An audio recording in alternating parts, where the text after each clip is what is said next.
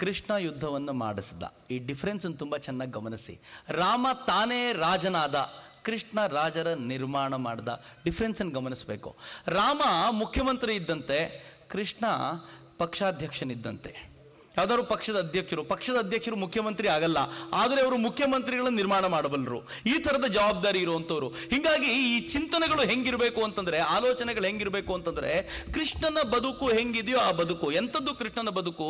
ಕೃಷ್ಣ ಎಷ್ಟು ಹತ್ತಿರದವನು ಅಂತಂದ್ರೆ, ಅವನನ್ನು ಡೌನ್ ಟು ಅರ್ತ್ ಅಂತ ಕರಿಬೋದು. ಅತ್ಯಂತ ಸಾಮಾನ್ಯ ಮನುಷ್ಯ. ಕೃಷ್ಣನಿಗೊಬ್ಬ ಒಳ್ಳೆ ಫ್ರೆಂಡ್ ಇದ್ದ, ಕುಚೇಲ ಅಂತ ಅವನನ್ನು ಕರೀತಾರೆ.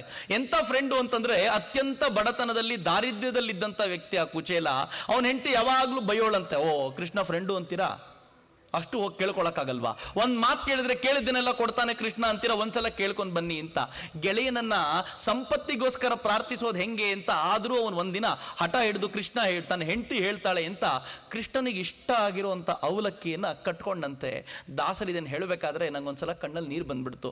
ಅವ್ರು ಹೇಳ್ತಾರೆ, ಅವಲಕ್ಕಿನೂ ಜಾಸ್ತಿ ಇಲ್ಲ, ಮನೆಯಲ್ಲಿ ಇದ್ದಿದ್ದೇ ಇಷ್ಟು, ಅವರಿಗೂ ತಿನ್ಲಿಕ್ಕೆ ಸಾಕಾಗದೇ ಇರೋ ಅವಲಕ್ಕಿನ ಒಂದು ಚೀಲದಲ್ಲಿ ಕಟ್ಕೊಂಡು ಆ ಚೀಲವನ್ನು ಕಂಕಳಲ್ಲಿ ಇಟ್ಕೊಂಡು ದೊಡ್ಡದೊಂದು ಯಾತ್ರೆ ಮಾಡಿ ಕೃಷ್ಣನ ಮನೆಗೆ ತಲುಪಿದ್ನಂತೆ. ದ್ವಾರಪಾಲಕರು ಯೋಚನೆ ಮಾಡ್ತಾರೆ, ಯಾರಯ್ಯ ಇವನು ಹರಿದೋಗಿರೋ ಬಟ್ಟೆ ಹಾಕೊಂಬಂದಿದ್ದಾನೆ, ಏನು ಮಾಡೋದು? ಅವನು ಹೇಳ್ತಾನೆ, ಕೃಷ್ಣ ನನ್ನ ಬಾಲ್ಯದ ಗೆಳೆಯ ಕಣಯ್ಯ, ಕ್ಲೋಸ್ ಫ್ರೆಂಡು, ಅವನನ್ನು ನೋಡ್ಲಿಕ್ಕೆ ಬಿಡಲ್ಲ ಅಂತಿರಲ್ಲ, ದಯವಿಟ್ಟು ಬಿಡ್ರಯ್ಯ ಅಂತ. ಅಂತೂ ಇಂತೂ ಅವನು ಒಳಗೋಗೋ ಹೊತ್ತಿಗೆ ಕೃಷ್ಣನಿಗೆ ಊಟ ಮಾಡುವಂತ ಅವನಿಬ್ಬರು ಹೆಂಡತಿಯರು ಒತ್ತಾಯ ಮಾಡ್ತಿದ್ರು. ಒಂದು ಎಲೆ ತುಂಬ ಪಕ್ವಾನ್ನಗಳನ್ನು ಬಡಿಸಿ ಊಟ ಮಾಡಯ್ಯ ಅಂತಿದ್ರು. ಅಷ್ಟೊತ್ತಿಗೆ ದೂರದಲ್ಲಿ ನೋಡಿದರೆ ಹೊರಗಡೆ ಬಾಗಿಲಲ್ಲಿ ಗಲಾಟೆ ಮಾಡ್ತಾ ಕುಚೇಲ ನಿಂತಿದ್ದ. ಇವನಿಗೆ ಬಹಳ ಖುಷಿ ಆಯ್ತಂತೆ. ಕುಚೇಲನನ್ನ ಓಡೋಗಿ ಅಲ್ಲಿಂದ ಎಳ್ಕೊಂಡು ಬಂದ. ಕೈ ಎಳಿಬೇಕಾದ್ರೆ ಕಂಕ್ಳಲ್ಲಿ ಸಿಕ್ಕಾಕೊಂಡಿದ್ದಂಥ ಚೀಲ ಕೆಳಗೆ ಬಿದ್ದೋಯ್ತು. ಎಲ್ಲ ಅವಲಕ್ಕಿ ನೆಲದ ಮೇಲೆ ಚೆಲ್ಬಿಡುತ್ತಂತೆ.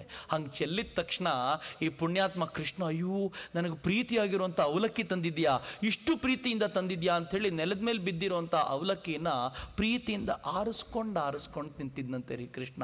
ನನಗಿದನ್ನು ಕೇಳಿದಾಗ ಗಾಬರಿ ಆಗ್ಬಿಡುತ್ತೆ. ಕಂಕ್ಳಲ್ಲಿ ಇಟ್ಕೊಂಡು ಬಂದಿರೋಂಥ ಅವಲಕ್ಕಿನ ಹೆಂಡತಿ ಪಕ್ವಾನ್ನವನ್ನು ಬಡಿಸಿದ್ರು ಮುಟ್ಟದೆ ಅವ್ರು ತಂದಿರುವಂಥ ಅವಲಕ್ಕಿನ ಪ್ರೀತಿಯಿಂದ ತಿಂತಾನಲ್ಲ ಪುಣ್ಯಾತ್ಮ. ಎಂಥ ಡೌನ್ ಟು ಅರ್ತ್ ಮನುಷ್ಯ.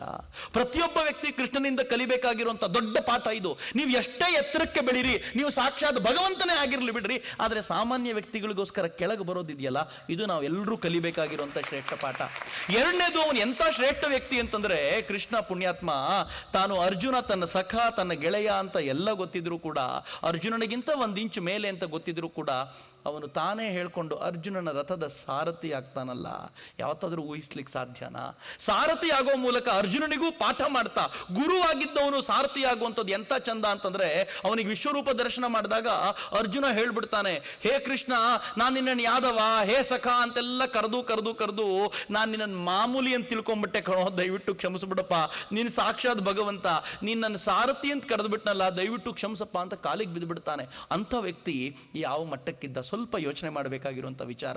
ಹೀಗಾಗಿ ಕೃಷ್ಣನ ಬಗ್ಗೆ ಮಾತಾಡಬೇಕಾದ್ರೆ, ಒಬ್ಬ ಕಿಂಗ್ ಮೇಕರ್ ಬಗ್ಗೆ ಮಾತಾಡಬೇಕಾದ್ರೆ ಎಷ್ಟು ಖುಷಿ ಆಗುತ್ತೋ ಅಷ್ಟು ಆನಂದ ಆಗುತ್ತೆ. ಕೃಷ್ಣ ಅಂಥ ಒಬ್ಬ ಕಿಂಗ್ ಮೇಕರ್. ಕೃಷ್ಣ ಬಹುಶಃ ನೀವು ಭಾರತೀಯ ಇತಿಹಾಸವನ್ನು ಅಧ್ಯಯನ ಮಾಡಿದ್ರೆ ಒಂದು 2-3 ಮಾತ್ರ ಇಂಥ ವ್ಯಕ್ತಿಗಳು ಸಿಗೋದು. ಒಬ್ಬ ಕೃಷ್ಣನ ನಂತರ ಕೌಟಿಲ್ಯನ ನಂತರ ಚಾಣಕ್ಯನ ನಂತರ ವಿದ್ಯಾರಣ್ಯರೇ ಈ ಥರದೊಂದು ವ್ಯಕ್ತಿತ್ವವನ್ನು ಪ್ರದರ್ಶಿಸಿದವರು. ಅವರು ತಾವೇ ರಾಜರಾಗಲಿಲ್ಲ, ಆದರೆ ರಾಜರ ನಿರ್ಮಾಣ ಮಾಡಿ ಧರ್ಮವನ್ನು ಉಳಿಸಿದಂತ ಶ್ರೇಷ್ಠ ಕೆಲಸ ಮಾಡಿದ್ರು. ಅಂಥವ್ರು ಅಪರೂಪಕ್ಕೆ ಸಿಗುವಂಥವ್ರು. ಕೃಷ್ಣ ಅಂಥವರಲ್ಲಿ ಮೊದಲು ನಿಲ್ಲೋನು. ಹೀಗಾಗಿ ಕೃಷ್ಣನ ಆರಾಧನೆ ಮಾಡಬೇಕಾದ್ರೆ ಈ ಗುಣಗಳನ್ನು ಆರಾಧನೆ ಮಾಡಬೇಕು ಅನ್ನೋ ಚಿಂತನೆಯನ್ನು ದಯವಿಟ್ಟು ಮನಸ್ಸಿನಲ್ಲಿ ಮಾಡ್ಕೊಳ್ತಾ ಶ್ರೀ